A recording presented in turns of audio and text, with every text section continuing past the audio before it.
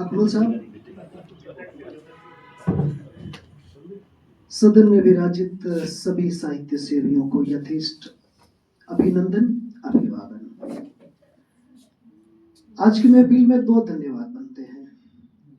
पहला तो बिजली वालों का, जो टाइम पे बिजली आ गई, और दूसरा धन्यवाद आभार काजी वाजिद हसन अली का कि मुझे इस समय बुलाया जिस समय माइक चालू है।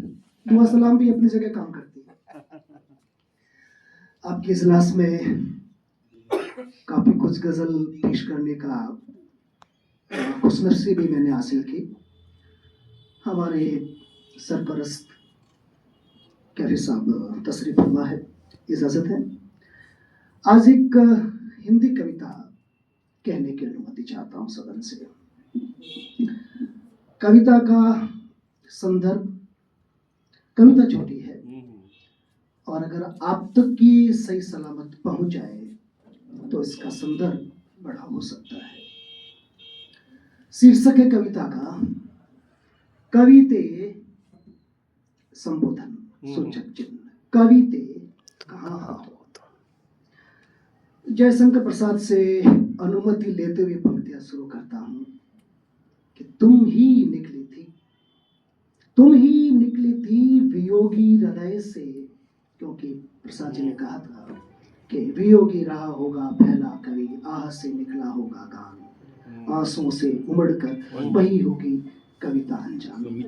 तो वहीं से मैंने निवेदन किया कि तुम ही निकली थी वियोगी हृदय से बन के कभी आह का गान, उन्मुक्त चैतन्य की तंद्रिल तान, वही थी तुम ही कभी चुपचाप आंसुओं में उमड़कर अनजान, और तभी से तुम हो गई हो गुम।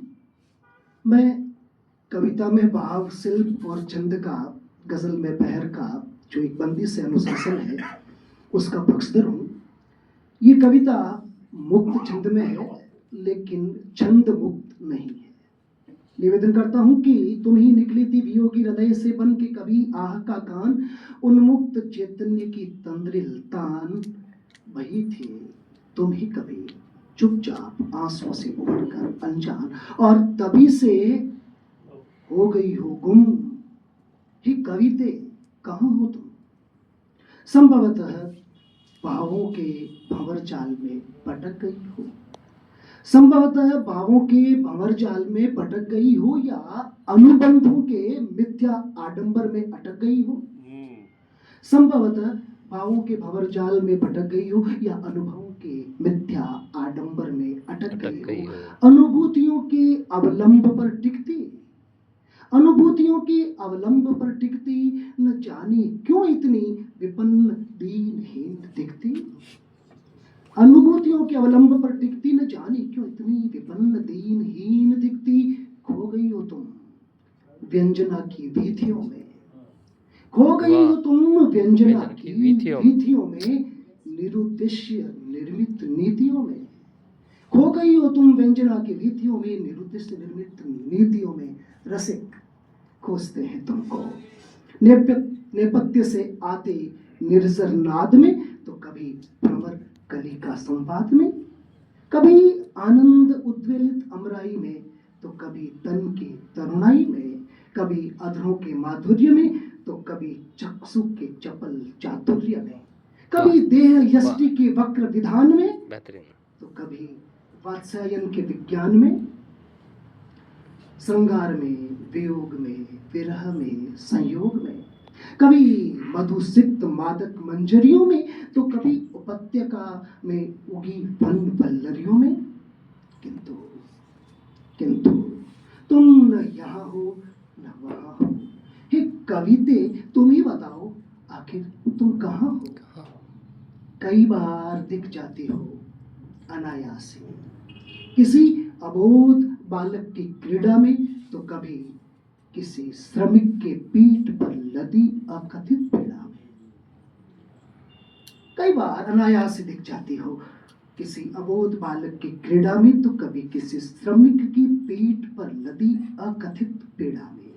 विवेक के वाक जाल से व्यथित, विवेक के वाक जाल से व्यथित, लक्षणा के लक्षण विहीन लेखों में लिखित, अर्थहीन शब्दों की रक्षा पंक्ति में सुरक्षित, बासी कथ्य की पुरातन पीड़ा से पीड़ित, तुम तोड़ती हो तृष्णा की तटबंध, तुम तोड़ती हो तृष्णा के तटबंध, जोड़ती हो स्नेह के सात्विक संबंध, सहेजती हो संवेदनाओं की सुगंध, और टांगती हो करुणा के कमनीय केतु, और टांगती हो करुणा के कमनीय केतु, बांधती हो समरसता के सौम्य सेतु, साधती हो व्यापक हित के असंख्य हेतु, किंतु सच में तुम न तो वहां हो न यहाँ हो।